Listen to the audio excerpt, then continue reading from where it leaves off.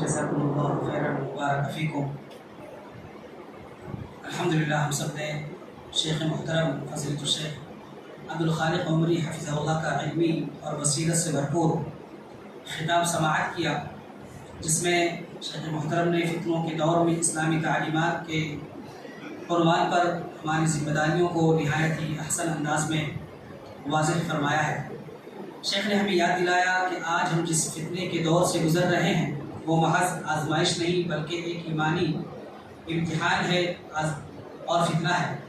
خواہ وہ عقیدے میں بگاڑ کا فتنہ ہو، الحاد کا فتنہ ہو، دجال کا فتنہ ہو اور فتنوں کا بلکہ ایک جب غفیر ہمارے سامنے ہے اور امت کو فکری اور عملی طور پر کمزور کرنے کی سازش ہو رہی ہے فتنوں کے ذریعے سے۔ ان تمام فتنوں کا حل اسلامی تعلیمات پر مضبوطی سے عمل پیرا ہونا ہے۔ شیخ محترم نے بہت سارے نکات کی روشنی میں ہمارے سامنے حل پیش کیے، ان میں سے قرآن و سنت سے جڑے رہنا ہے۔ اسی طرح سے فتنوں کے دور میں فتنوں کا احساس بھی کرنا ہے اور شروع میں فتنے کا تفصیلی تعارف پیش کیا ہے شیخ محترم نے۔ ساتھ ہی ساتھ فتنوں کے دور میں حل یہ ہے کہ حالات چاہے جیسے بھی ہوں ہمیں دین پر مضبوطی سے قائم رہنا ہے، دعوت و اصلاح کا کام نہیں چھوڑنا ہے، معاشرے کی بہتری کے لیے ہمیں سب سے پہلے خود سدھرنا ہے اور دوسروں کو بھی نیکی کی طرف بلانا ہے اور فتنے سے آگاہ کرنا ہے۔ ساتھ ہی ساتھ ایسے وقت میں کوئی بھی فتنہ ہو، عہدے منصب وغیرہ کا فتنہ ہو، صبر کا دامن ہمیشہ تھامے رکھنا ہے اور تمام چیزیں اور تمام اسباب کو اختیار کرنے کے بعد یا اور پہلے اور آخر میں بعد میں ہمیشہ دعا کو وسیلہ بنانا ہے۔ دعا کے ذریعے سے ہمیشہ اللہ رب العالمین سے امید وابستہ کرنا ہے اور اللہ رب العالمین سے مدد طلب کرنا ہے۔ صبر و استقامت کا مظاہرہ کرنا ہمارے لیے بے حد ضروری ہے۔ یہ خطاب یقیناً صرف سننے کے لیے نہیں تھا بلکہ عمل کا تقاضا بھی کرتا ہے۔ اگر ہم قرآن و سنت کو اپنی زندگی میں نافذ کر لیں تو ہر قسم کے فتنے سے انشاءاللہ محفوظ رہیں گے۔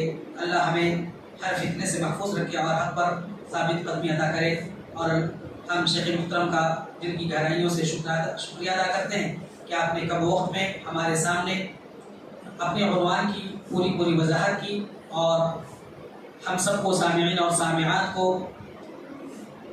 ہم سب کی رہنمائی بہتر طریقے سے کہ اللہ تعالی ہم سب کو ایمان و عمل کے ساتھ زندگی گزارنے کی توفیق عطا فرمائے۔ محترم حاضرین اور محترمہ خواتین اسلام، دوسرا عنوان ہے پڑوسیوں کے حقوق۔ پڑوسیوں کے حقوق، پڑوسی کس کو کہا جاتا ہے؟ ہم اور آپ جانتے ہیں، نائبر، قریب رہنے والے کو۔ یہ جس طرح سے اللہ تعالیٰ نے معاشرے کے کمزور افراد کے تعلق سے باتیں بیان کی ہے، نصیحتیں کی ہیں، اسی طرح سے پڑوسیوں کے ساتھ بھی حسن سلوک کی تاکید فرمائی ہے۔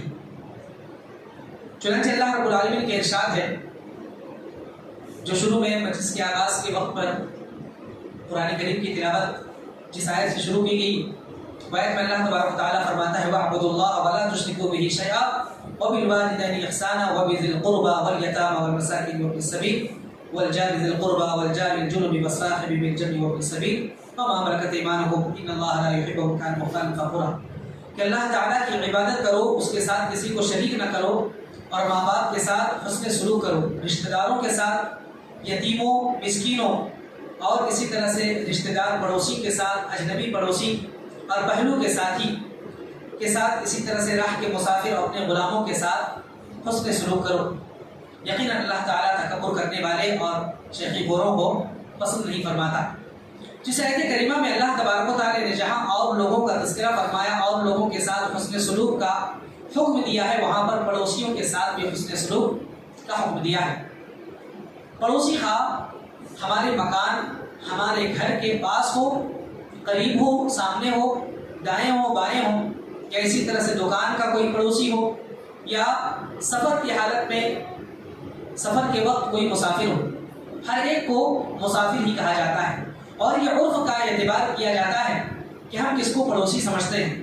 اگر قریہ اور گاؤں کی بات کریں تو تقریباً پورا گاؤں ہی پڑوسی سمجھا جاتا ہے، تو ان کے ساتھ ویسا ہی سلوک کریں گے جو عرف میں عام۔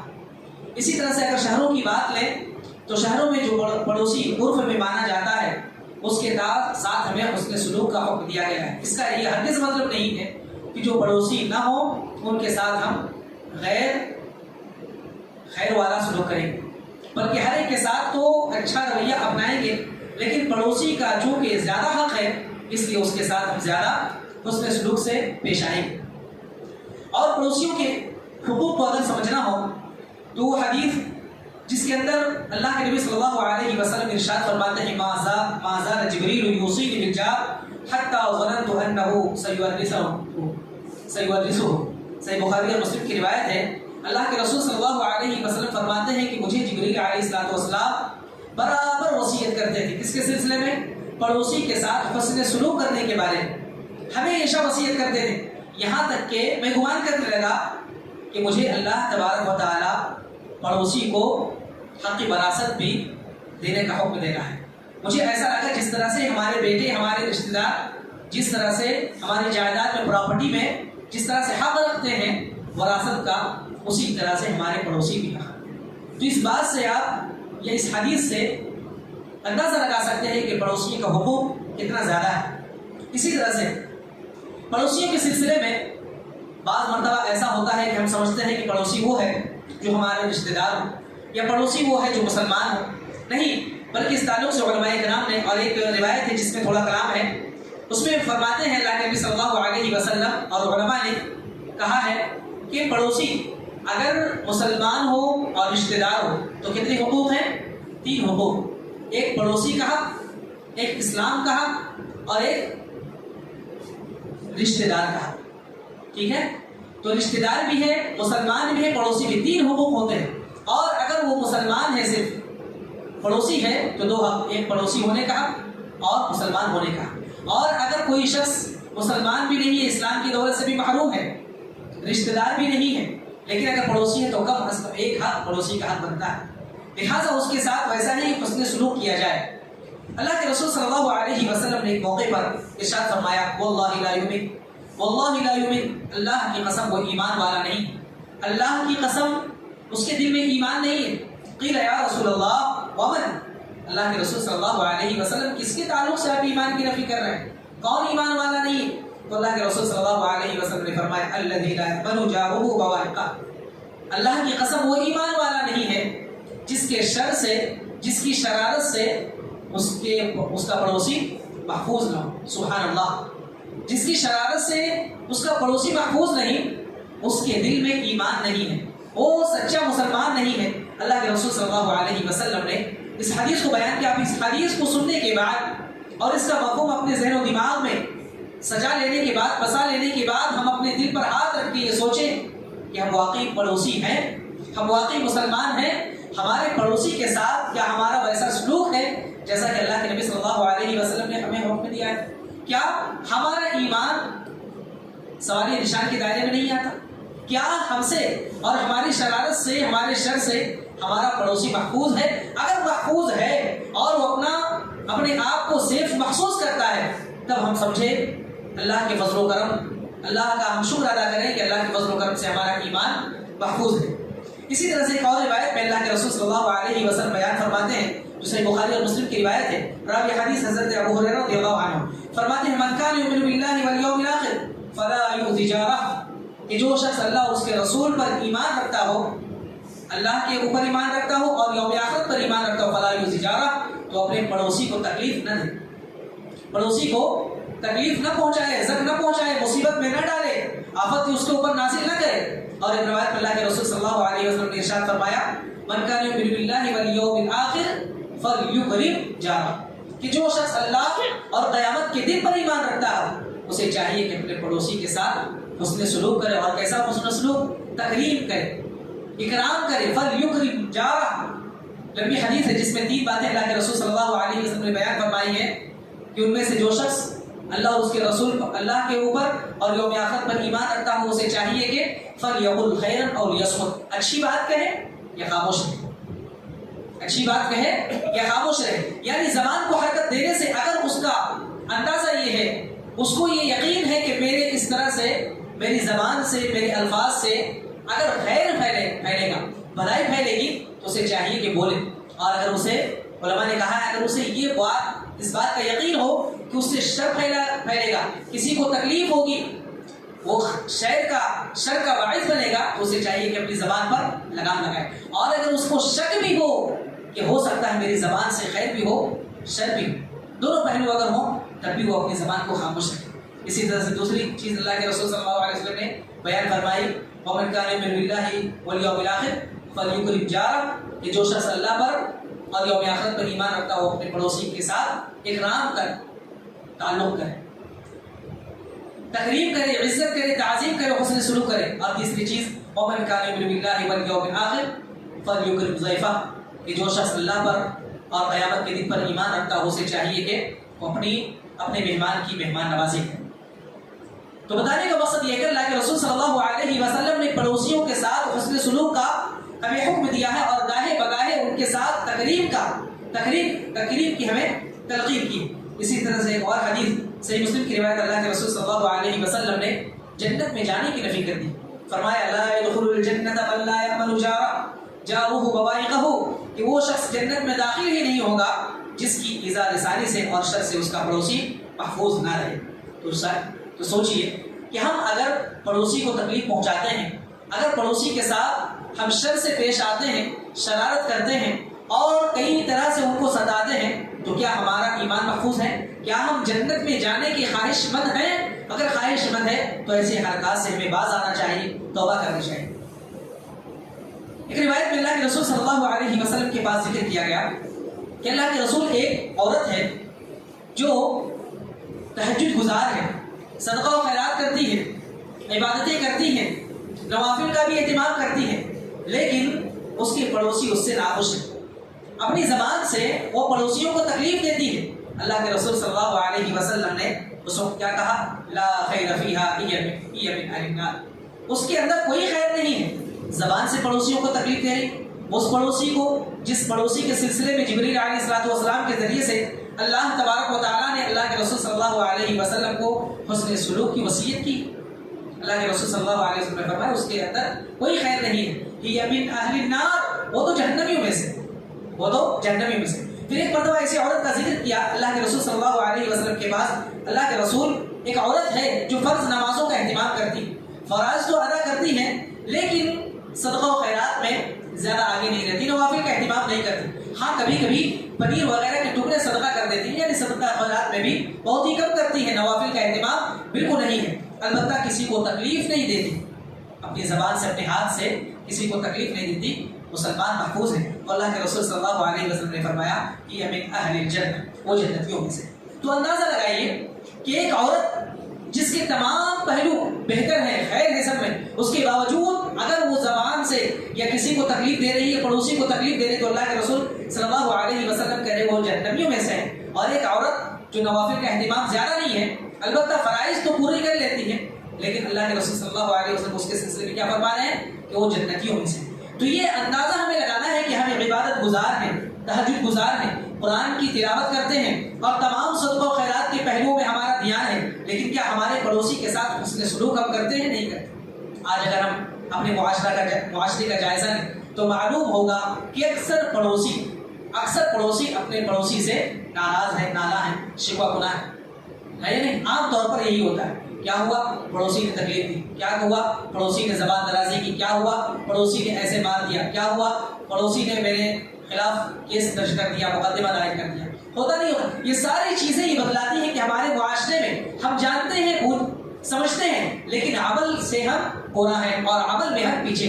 لہٰذا ہمیں ضرورت اس بات کی ہے کہ ہم پڑوسی کو حقوق کو سمجھنے کے ساتھ ساتھ ہمارا عمل کرنے کی کوشش کریں, اور یہ سمجھیں کہ ایمان اور کفر کا یا ایمان کا اور کامل ایمان کا یہ ہمارے درمیان ڈفرینس کرنے والا ہے, فرق کرنے والا ہے. اگر ہم چاہتے ہیں ہمارا ایمان بھی محفوظ ہو تو ہمیں چاہیے کہ پڑوسی کے ساتھ حسن سلوک کریں. بہت سارے اس کے طریقے ہیں پڑوسی کے ساتھ حسن سلوک کرنے کے.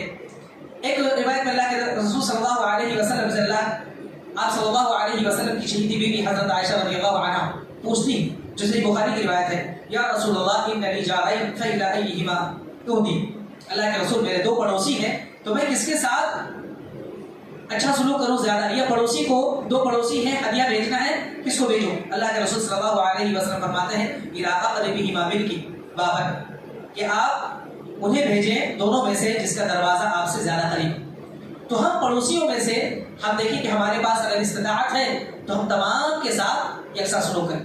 اگر ہم دیکھتے ہیں کہ ہمارے پاس اتنا ہے کہ ہم حسن سلوک، وہ ہدیہ بھیجنے کے سلسلے میں ہو، یا اسی طرح سے کچھ اور تعاون کے سلسلے میں ہو، یا کھانا، یا اسی طرح سے کپڑے، اور بھی بچوں کے لیے ساری چیزیں، تمام چیزوں کا اہتمام کرنا ہے. اگر ہمارے اندر استطاعت ہے تو جہاں تک ہو سکے ہم حسن سلوک کریں. اگر ہمارے پاس استطاعت کم ہے تو ہم سے جو قریب ہیں ان کے ساتھ یہ حسن سلوک. اسی طرح سے عبداللہ بن عمر رضی اللہ عنہ کے بارے میں آپ لوگوں نے ضرور ابو داؤد کی جو حدیث ہے وہ واقعہ بھی سنا ہوگا کہ خادم نے جب بکری ذبح کی اور اس کے بعد پھر پیش کیا تو کہا ہمارے پڑوسی کو تم نے دیا ہے.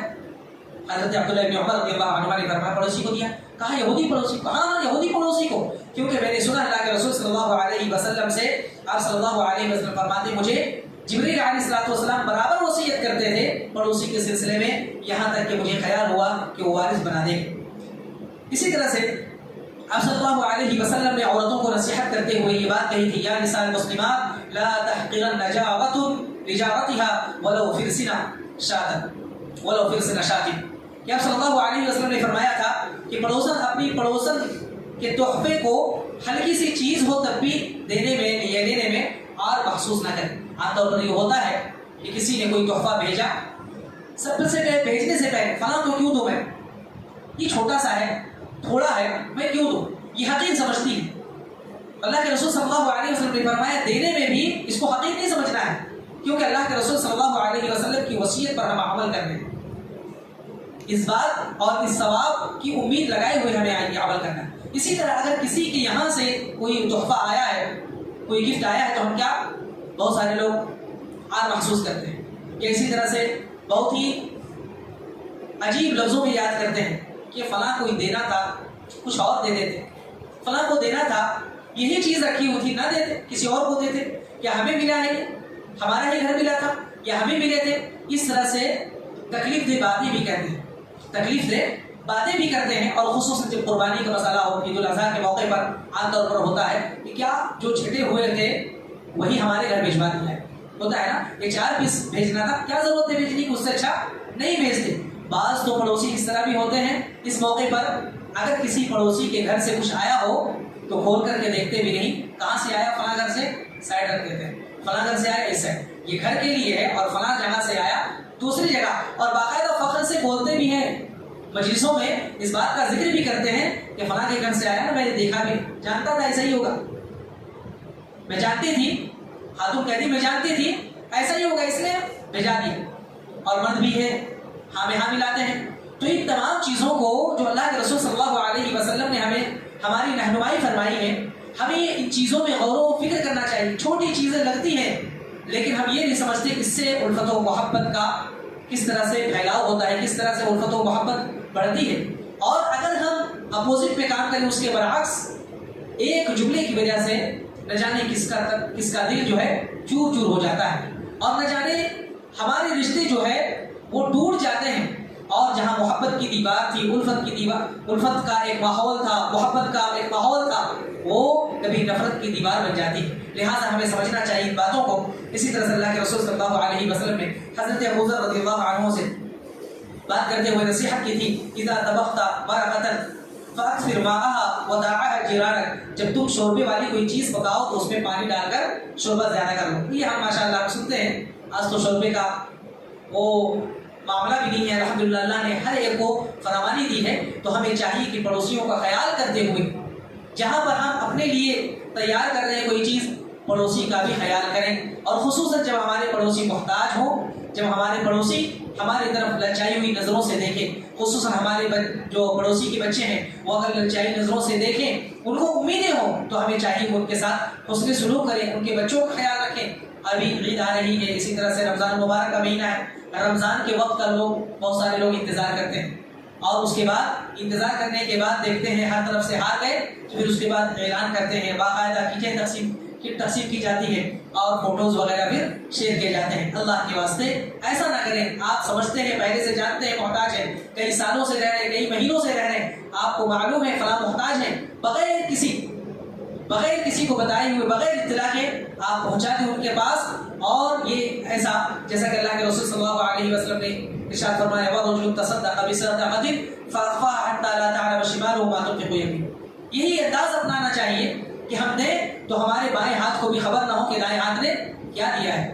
اور یہاں تو شہروں کو معلوم ہو جاتا ہے، پورے شہر والوں کو معلوم ہو جاتا ہے کہ فلاں نے کٹ تقسیم کی ہے، فلاں نے فلاں کو کپڑے دیے ہیں، فلاں نے فلاں کو تحفہ دیا ہے. اور شہر کیا بلکہ پورے اسٹیٹ کو اور پورے ملک کو، بلکہ ملک سے باہر بھی ساری چیزیں جاتی ہیں. اور باقاعدہ جن کو دیا جاتا ہے ان کے پاس یہ ساری ویڈیوز اور فوٹوز کے آنے کے بعد یہ معلوم ہوتا ہے فلاں نے آپ کو دیا ہے، میرا نام بھی آپ لکھوا دو، یا فلاں آئندہ مت لو، یہ دیکھو. تو یہ سمجھیے کہ جو شخص اپنی غیرت اپنے پاس یا غیرت کی حفاظت کر رہا تھا، جو شخص اب ایسے وقت میں اگر وہ ہاتھ نہیں پھیلا رہا تھا، آپ نے ان کو دیا، اس کے ساتھ احسان کیا، انعام کیا، تحفہ دیا، لیکن آپ نے سارے طرف اگر سارے اطراف میں اور سب کو خبر کر دیا تو فائدہ کیا ہوا؟ انعام تو کیا ہے آپ نے، احسان کیا ہے، لیکن اس احسان کے ذریعے سے آپ نے تکلیف دی ہے. اور اس کے تعلق سے اللہ کے رسول صلی اللہ اور اللہ رب العالمین نے خود فرمایا کہ احسان کرنے کے بعد احسان نہ جتلاؤ اور تکلیف نہ دو. اسی طرح سے پڑوسیوں کے تعلق سے بہت ساری چیزیں ہیں. حق شفا کے تعلق سے بھی اگر زمین ہم بیچ رہے ہیں تو بازو کی زمین کیا کریں، سب سے پہلے اپنے پڑوسی سے پوچھیں. دکان بیچ رہے پڑوسی سے پوچھیں. حق شفا بھی ایک باب ہے، بہرحال اس میں تفصیل ہے، لیکن یہ بات یاد رکھیں کہ اگر ہم زمین بیچ رہے ہیں، مکان بیچ رہے ہیں، اور اس طرح سے ہمارے پڑوس کا گھر بیچ رہے ہیں، اور اسی طرح سے ہمارے بلڈنگ میں کوئی فلیٹ بیچ رہے ہیں، تو کیا کریں، سب سے پہلے اپنے پڑوسی کو پوچھیں. پڑوسی سے پوچھ لیں، سوال کر لیں کیا آپ کو چاہیے، کہ آپ ضرورت مند ہیں، یا اسی طرح سے آپ کو فلاں میں اتنی قیمت پر دینا چاہتا ہوں، آپ لینا چاہتے ہیں. اگر اس نے منع کیا تب آپ کسی اور کو بیچ سکتے ہیں. یہاں تک کہ اگر اسلامی حکومت ہو تو اگر آپ نے اپنے پڑوسی سے پوچھے بغیر بیچ دیا ہے مکان، دکان، زمین، تو وہ جا کر کے قاضی کے پاس، حاکم کے پاس مقدمہ بھی دائر کر سکتا ہے. میرے پڑوسی نے اپنی زمین بیچی، اپنی دکان بیچی، اپنا گھر بیچا ہے، لیکن مجھ سے نہیں پوچھا. تو قاضی اور حاکم کیا کرے گا، اسے لوٹانے کا حکم دے گا کہ اس نے آپ نے پوچھا نہیں ہے. اسی طرح سے پڑوسیوں کے تعلق سے بہت ساری چیزیں، مثال کے طور پر پڑوسیوں کو خیال نہیں رکھا جاتا. عام طور پر گھر لوگ بناتے ہیں تو کیا کرتے ہیں، ساری جگہ ہے، سارا مکان ہے اور روڈ ہے، سڑک ہے، ساری جگہ اپنی سمجھتے ہیں. فلاں نے کیا تھا نا گھر بناتے وقت، اگر ہم کرتے ہیں تو کیا ہو، تکلیف ہوئی، باہر ہٹا دو پارکنگ کے لیے، یہ کے لیے، تو کیا کہا جاتا، فلاں نے بھی کیا تھا، فلاں نے کیا تھا، تو اینٹ کا جواب ہم پتھر سے دیں گے. اور اگر آپ نے اس وقت نصیحت کرنے پر کچھ کہا تو اس سے زیادہ کھری کھوٹی سننے کو ملتی ہے. تو یہ ساری چیزیں اخلاق کے خلاف ہے اور اسلامی کردار کے خلاف. ہمیں اس چیز کو سمجھنا چاہیے. اسی طرح سے پڑوسیوں کا خیال اس بات پہ رکھنا چاہیے کہ بلڈنگ میں ایک ہی ساتھ ہے، اگر ہماری بات کرنے سے، اسی طرح سے ہماری کسی طرح کی حرکت سے اسے تکلیف ہو رہی، اس حرکت کو چھوڑنے کی کوشش کریں. ایسا نہیں کہ پڑوسی ہے ہمارے لیے تو ضروری ہے، ہارن بجا رہے ہیں. بہت سارے ایسا ہوتا ہے کہ ایسی جگہوں پر ایسا ہوتا ہے کہ ہارن بجا رہے ہیں، کیا ہے، نہیں اوپر مجھے کام ہے اس لیے ہارن زور سے چلا رہے ہیں، کبھی کھٹکے مار رہے ہیں. ان ساری چیزوں کو ہم بروئی کار سمجھتے ہوئے ہم بروئی کار لانے کی کوشش کریں اور معاشرے کو اچھی سے اسلامی ماحول میں ہم ڈھالنے کی کوشش کریں، تو انشاءاللہ العزیز یہ ساری چیزیں ہمارے لیے بہتر ہوں گی اور انشاءاللہ ایک ماحول کریٹ ہوگا اور ایک فضا بنے گی. اور انشاءاللہ اس کے بعد اگر ہم پڑوسیوں کے حقوق ادا کریں اور اسلامی تعلیمات کی پیروی کرتے ہوئے ہم غصے کو اپنے قابو میں رکھیں، زبان کی حفاظت کریں، خاص کر کے پڑوسیوں کے ساتھ. ایسے تو عام ہے لیکن پڑوسیوں کے ساتھ خصوصاً ہم کسی طرح کی تو کوئی تکلیف نہ دیں، ان کے اوقات کا خیال رکھیں. اور یہ آخری بات بیان کر کے میں اپنی بات کو ختم کرتا ہوں. پڑوسیوں کے تعلق سے کیا کرنا نہیں کرنا بہت سارے لوگ پوچھتے ہیں، تو یہ ایک عام قاعدہ یاد رکھیے، جو آپ اپنے لیے پسند کرتے ہیں بس اپنے پڑوسی کے لیے وہی چیز پسند کریں. آپ ایسا سمجھتے ہیں آپ کا پڑوسی آپ کے لیے ہو، مثال کے طور پر کچھ لائے تو ہمارے بچوں کو بھی دیں، ہمارے بچے چلے گئے تو بھگائیں نہیں، یا اسی طرح سے میں سو رہا ہوں تو آرام کر رہا ہوں، کوئی اور نہ بجائیں، کوئی کھٹکا اسی طرح سے کوئی نوک نہ کرے، اسی طرح سے اونچی آواز سے بات نہ کریں، اور اسی طرح سے کوئی اس طرح کی تکلیف نہ دیں. اس طرح سے ہم سمجھتے ہیں اپنے لیے، تو اسی طرح سے اپنے پڑوسی کے تعلق سے بھی ہم وہی اعمال کریں. اور اللہ کے رسول صلی اللہ علیہ وسلم نے اس طرح رہنمائی فرماتے ہوئے کہا تھا لا یؤمن احدکم حتی یحب لاخیہ ما یحب لنفسہ، کہ تم میں سے اس وقت تک کامل مومن کوئی نہیں ہو سکتا جب تک کہ وہ اپنے بھائی کے لیے وہی چیز نہ پسند کرے جو اپنے لیے پسند کرتا ہے۔ یہ ساری چیزیں ہمیں سمجھنے کی ضرورت ہے۔ اسلام میں پڑوسی کے حقوق کو بہت زیادہ اہمیت دی گئی، تو چند باتیں میں نے آپ کے سامنے بیان کی۔ اپنے پڑوسی کو اگر کوئی تکلیف دیتا ہے تو یقیناً وہ ناقص ایمان کا حصہ ہے، اور حسن سلوک اگر کرتا ہے تو جیسا کہ حدیث سے واضح ہے وہ جنت کا مستحق ہے۔ لہٰذا ہمیں چاہیے کہ ہم اپنے پڑوسیوں کے ساتھ اچھا برتاؤ کریں، ان کی ضروریات کا خیال رکھیں، اور انہیں کبھی کسی قسم کی ایذا اور تکلیف نہ پہنچائیں، تاکہ ہم اللہ کی رضا اور رسول اللہ صلی اللہ علیہ وسلم کی سنت پر عمل پیرا ہو سکیں۔ اللہ رب العالمین سے دعا ہے رب کریم ہم تمام لوگوں کو جو باتیں کہی گئی حق بات جو قرآن و سنت کے مطابق سب سے پہلے کچھ کہنے والے کو عمل کی توفیق عطا فرمائے، اور پھر سارے سننے والے بھائیوں کو اور تمام بہنوں کو کہی ہوئی باتوں پر عمل کرنے کی توفیق عطا فرمائے، آمین یا رب العالمین۔ بارک اللہ فیک۔ اس کے بعد انشاءاللہ